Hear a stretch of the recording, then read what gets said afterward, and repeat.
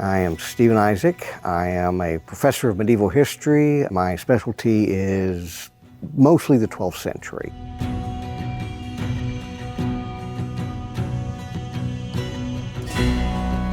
Well, the Matilda War is about a 10-month stretch in 1141 when it so happened that two women took the field as generals against each other, led their armies, and gave the orders, directed the tactics, and the men of the time took it as right and proper and the way things are supposed to operate. Well, what happened to set the whole thing up, go back to this infamous moment in 1120, King Henry I is riding high. He's just won some big victories on the continent. He's imposed a peace treaty on most of his enemies. Everything looks great. And what happened is his son and a whole bunch of the youngsters who had been recently knighted basically partied it up real hard and then took the boat back home, took the royal vessel back to England. Except that the way it's written, it looks like nobody was sober, including some of the crew. And so they wrecked the boat, plowed over a submerged rock, capsized the boat, and most everybody drowned, including King Henry I's one legitimate, born in wedlock son. Now, Henry had lots of other kids he had outside the marriage bed, but he had the one son, he had one daughter. His daughter was in Germany as the Empress. She'd been married off early, so her name's Matilda, but we call her the Empress because even though she'll come home and not stay Empress, it helps to differentiate her from everybody else. So Henry starts looking around. He begins grooming his nephew, Stephen, as the probable successor. And for 5 years, that's the way things look like they're going. Stephen's going to get the nod. Stephen's going to probably get the throne come the day when Henry dies. Only in 1125, Matilda was widowed. Her husband, the emperor, died. She came back home. There was nothing to keep her in Germany. She didn't have any kids with the emperor. So she came home, and Henry begins casting around and thinking, well, my daughter's here, why not her? After a few years, he got a little worried it wasn't going to stick, so then he arranged for her to marry the Count of Anjou, Geoffrey. But what Henry did is he made all the barons of England and Normandy swear that when he died, they'd accept Matilda as his heir and take her on as queen. Only problem was, when he actually died in 1135, she was down in Anjou, pregnant. A story was put out that Henry changed his mind on his deathbed, released them all from their vows to Matilda because he didn't think it would work, and said, you can go with Stephen after all. And of course, Stephen then ran to England, got the treasury, and then got the coronation, all before his cousin, Matilda, knew that she'd sort of been done out of it. So she takes a few years to sort of catch her breath, and she and her husband, Geoffrey, of course, have to marshal their resources. He's been king at that point. He came to the throne in 1135. Matilda herself shows up in England in 1139. So he's got 3 to 4 years of being on the throne. He has settled in. He's got a good power base. You know, he's annoyed some people. He's had to make the kinds of hard decisions kings make occasionally. And the catch for him was, if he made a decision someone didn't like, they didn't just have to lump it. They actually could look and go, well, I have another person I could back. So the Empress, her claim is, my dad was king, he was grooming me to take over, I'm the direct line of descent. Stephen's claim was, well, we haven't done a queen. Henry knew that it wasn't going to work, that's why on his deathbed, he released everybody from their vow and said, I could still have the job. And I've gone and done it. Stephen had the money, because he'd gotten the treasury, but more importantly, he'd gotten the Archbishop of Canterbury to actually perform the ritual of coronation. He's had the consecrated oil poured on his head, and this makes him the Lord's anointed. And so this gives him a sort of status in society apart. You're not just rebelling against a political figurehead, you're rebelling against a spiritual figurehead as well. Now you come into 1141, the period I've been focused on with the two ladies. What happens is in February, the Civil War is now full on, it's been going for 2 years, and an army comes together near Lincoln, made up of the Earl of Chester, Robert of Gloucester, who is half-brother to the Empress Matilda, and her chief military guy or go-to guy for things. So they come together at Lincoln to exploit a situation there. Stephen's forces find out this is happening, so they decide, let's just meet and, maybe we can nip this whole thing in the bud now. Well, it's a great plan, except it backfires. And what happened is Stephen's forces got just trounced. Parts of his army fled the field. He himself acquitted himself bravely. There's stories of him just going to town with an axe until he just got swarmed under and taken down. So he's captured. And everybody's like, well, game over. He's taken off to Bristol and basically kept under house arrest. And the Empress is now, everybody knows, all right, she's just got to cut a few deals. She's got to make certain that she gets, the church on her side, and preferably the city of London because of the power and the economy there. Once she's got those all on her side, it's all over but the shouting, Well, she gets the deal with the church real quick. Stephen's own brother, Henry, is the papal legate over England, and he even sells out pretty quick to her. And then the citizens of London eventually cut a deal where they say, all right, we'll accept you if we can have certain, economic perks that we need. The one person who didn't give in is Stephen's wife and queen, also Matilda. So her claim to power is simply, I'm the queen. I too was anointed, eventually. And I'm here to back my husband's position. So even though he's been captured, I'm not surrendering his cause.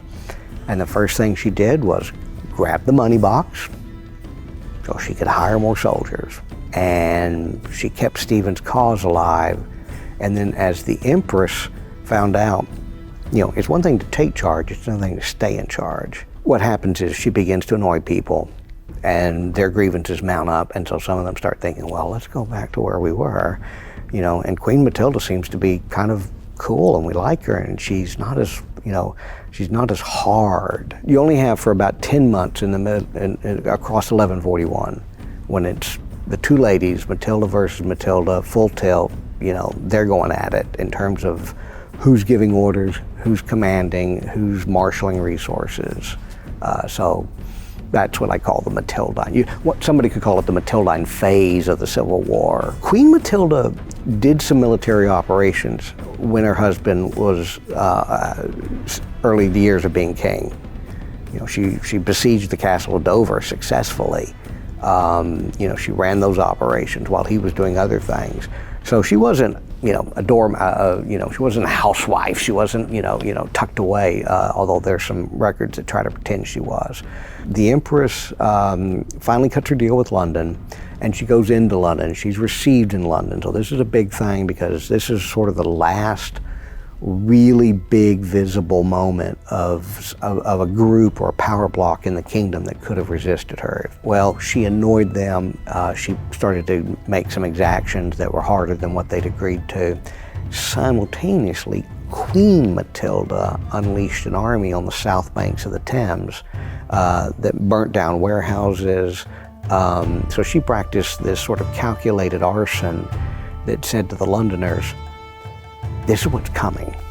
If we go down this path, economically, it's going to be painful for you. And they didn't like the Empress, so they ran her out of town, and she had to leave quickly. Empress Matilda decides that one of the problems is, I mentioned him earlier, Henry of Blois, Stephen's brother, who was the papal legate.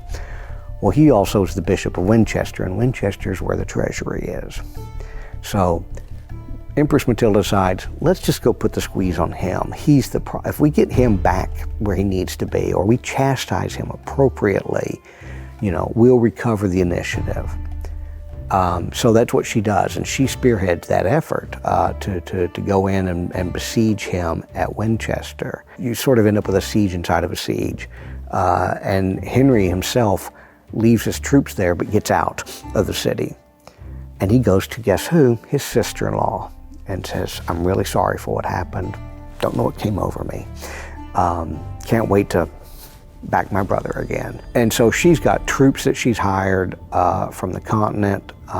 She's got Stephen's troops. She's got the city of London. They say that London produces something like 3,000 men. all very well armed. So they may not be knights in our traditional sense, but they've got money to buy good gear, so they can make an impact. What happens is the Empress's people are inside Winchester besieging Henry's palace / castle, and then the Queen's troops arrive outside the city and besiege her inside the city. And this now drags on for, I think, something like 6 weeks. But this is all happening in late summer, early fall. And what happens is that the Queen's troops cut off escape routes. They were able to knock off relief columns, convoys that would have tried to bring in some food and other gear they needed. All the inertia initiative is passed over to the Queen, and the Empress is locked up in this place. And they eventually decide, we need to bail out. We need a fighting retreat to get out of here. And despite their best efforts, though, they just don't have it. The Queen's troops are too ready, too eager, and they just start smashing them as they are a marching column. And what happens in a very interesting and unexplained moment is that the Empress kind of goes catatonic in this moment. And what happens is her half-brother, Robert of Gloucester, basically doesn't give his life, but he puts himself in the rear guard and fights the action and eventually is captured. But it's his effort to block all these attacks that allows her to get far enough away that she can finally escape. But his capture has now taken her best general. And so the end of the Matildine War comes soon after this, where what they do is they cut a deal and they trade Robert back to the Empress, and she gives King Stephen back to Queen Matilda. And so where are we by Christmas of 1141? Right back where we started. It's family politics on the national stage. What happens is Empress Matilda carries on the war for another 6-7 years at least, as Henry comes into his teenage years. And Henry, as a very young teenager, starts to come to England to assist Mom's cause, which of course is his own as well. And then eventually she has had enough, and she eventually bails out and moves back to the continent. By that point, Geoffrey, her husband, had taken Normandy, so they've got Normandy and Anjou, so she settles in over there. And Henry now, in his early to mid-teens, is now running the Angevin cause, or the Plantagenet family cause in England.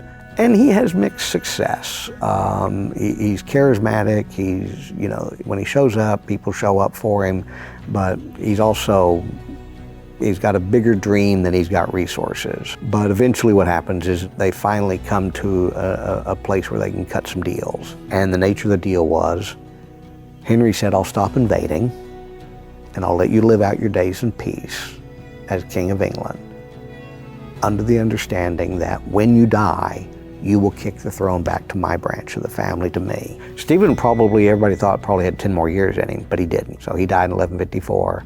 Henry, in fact, didn't even rush to England. It was such a done deal. He took his time coming back to England. He didn't rush over in the next few days. Because everybody knew, it was like, this is happening, this is the way we're doing it, and we want this guy in charge because it'll be peaceful. Part of what makes it interesting to draw on the real history is, especially one of the reasons I liked writing about the two Matildas so much is, there's these cliches about, it was a man's world and it was all these things that men did. And trust me, the cliches are real, they're cliches for a reason. The great bulk of power was exercised by men then. But it's a moment that's fascinating because it's a woman versus a woman. But you have some other cases of a woman, the Empress Matilda, she leads her forces against Stephen the rest of the time.